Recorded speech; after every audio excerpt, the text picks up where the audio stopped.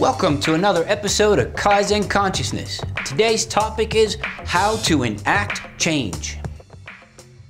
Welcome, Ehnes here. This is Kai-Zen Consciousness, where you can learn to master your life from the inside out.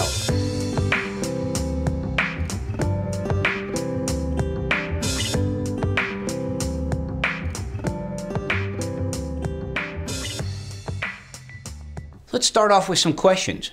Are you a trendsetter? Do you like to have an advantage? In order to get an idea passed across the board or even in small amounts, you have to be able to get people to jump on board. And the way to do that is to know how information and data is absorbed into a population. So one of the first ways to accomplish this is to look at people's needs. And one of the primary human needs is that for seeking variety and novelty. The dilemma for people is that they have to seek uncertainty by taking risks. Our population is ever increasing in their demands. But what's really interesting is at the same time, they are getting more and more risk averse. Okay? They don't want to take massive risks. People want lots of things with the least amount of risk involved. So how do you get people to seek more novelty and variety while simultaneously lowering their exposure to risk? First, there's continuous improvement. This is what is known as Kaizen. That's why the name is Kai-Zen Consciousness. We apply Kaizen principles. So continuous improvement means that we're constantly reinventing. Second, you make users into partners. People share the same goal. And third, there has to be discussion. There has to be a forum for people to make all of these adjustments. So looking further into continuous improvement, what we're doing is called reinvention. It's taking an idea that has probably or most likely been around for quite a while, but we're now adapting it to the ever-changing needs of current society. A new idea should be easier. It should be simpler. It should be quicker. It should get our needs met as safely and as quickly and as fulfilling as possible. So really, it's the innovations that change, not the people. So that's where the effort needs to be placed, is with the reinvention of these innovations. And visible results, tangible results, are going to be that proof that we're looking for. So what is the likelihood of adoption of a new idea? So this is how we're going to bring about change, right? We're going to have it adopt into the population. In 1962, Everett Rogers created a concept that he entitled the law of diffusion of innovation. Okay, so that law means that this is very, very likely to happen. Diffusion is the spread out of innovation, and innovation is the uptake of a new idea. So, simply put, if we study a population, let's say it's a community that's either small or large, and we get a set of numbers from that, we can predict, according to the curve, that the uptake of this idea will occur in certain percentages across that population, and each of those percentages is going to represent a personality style. It has its own unique way of how the people that are in those groups behave, act, and adopt those ideas. So as the curve suggests, 2.5% of the population is up front. These are your innovators, okay? These are the creative people. They're out front. They don't look towards a whole lot of other people that are ahead of them. They are the trailblazers.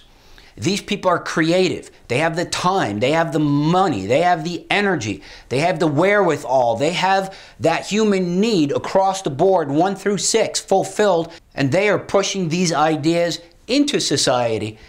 Question is, what happens after it leaves those 2.5? The next group are called early adopters, and they make up 13.5%. So this is a much larger chunk of the population than the first 2.5. Now, these are the people that take their cues from the innovators, okay? They're sort of the second ones in line. They're looking where the ones up front go. They look for a little bit more safety. They're not the trailblazers, but they are certainly the ones who are willing to take risk very quickly. It doesn't take a whole lot of convincing.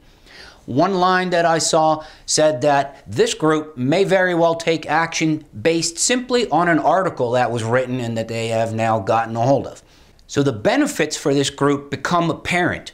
They are now to make quick changes and adaptations in how they live their life and how they go through things. So therefore, they're going to adopt very early. They are the ones that support the ideas from the top. Now, there's one caveat to this. This group, they share the ideas with each other, but it hasn't made the mainstream yet. Okay, so this is 2.5%. This is a very select few people, one at a time, bringing out a new idea. This group stands behind them and says, we think that's a good idea. But a lot of these new ideas or reinventions, they stop right here. So then how is it that an idea actually goes, as we today say, viral, or it starts to get that momentum and takes off? And the answer to that is it has to go to the early majority, which is the next group that makes up 34%. Okay, so again, this is tripling that idea just about. It's saying that the select few that have put an idea out have support, but it's minimal support. But it's now people seeing that something's going on that's prompting them to look at this idea and say, this is probably a good idea. So this, again, the 34% that are third in line, they take less risk. They're going to take more convincing. So what are they looking for? Well, they're looking for endorsements by normal folks, average folks, people like themselves. They are seeking to have what's called an industry standard. They want to know that wherever they go, it's going to be the same. They like chains, for example, in terms of restaurants and certain franchises, and they will frequent them over and over. Let's try something new is not necessarily in their wheelhouse. But if somebody that is ahead of them in the early adopters crowd says that it must be so, then a few of them will straggle on and then they will share it with their friends, and that's how the momentum goes. So it is that next group, it is that first 34%, the early majority, that gets the whole thing actually moving. They're the ones that push it over the top. Now the next group, as the curve suggests, we start to come back down in frequency. Okay, this is also 34%, but this group has made it clear that they cannot stand risk. So not only do they want to hear the idea, which was supported by a few and then picked up by a large group, not only do they want to hear this, not only do they want to hear it's the industry standard, but they almost have to be incentivized. The reason for their aversion to risk is they have the same fears as the last group, and that is to lose everything. Now the last group makes up 16%, and they are known as the laggards. And the laggards, they basically hate everything. They're holdouts. They have no desire to support any new ideas. They live often, if not every day, in a state of fear and anxiety about their future. They have not met their first and primary human need, which is physical and safety needs. They are not there. They are constantly fighting for this. So new ideas, they don't have time, money, resources, energy, creativity to adopt any of this. So let's take a look at an example. How would you create change if that's what you wanted? Well, most likely that puts you up front in the 2.5%. You want to create a change. You're going to reinvent something, so that makes you an innovator. You instantly have to find some support, and that support's going to come from the early adopters. The early adopters are going to give it social proof. They're going to give it credibility, and they are going to introduce you to other like-minded people, and as those people adopt it, then comes the early majority. At that point, you have taken it over the edge. And that second 34, okay, the late majority, they will jump in and they will eventually support it out of one simple reason. Yes, it goes against their fears. Yes, they have high risk aversion. But the thing they fear the most is that they do not fit in, that they don't belong. So they will leave their comfort zone and go to where the action is simply based on not wanting to be left behind. The next video that I want to do will look further into this application process. Where do we see this, and how can we bring more of this diffusion of innovation into various parts of our society? Thanks for watching another episode of Kai-Zen Consciousness, where the possibilities are endless.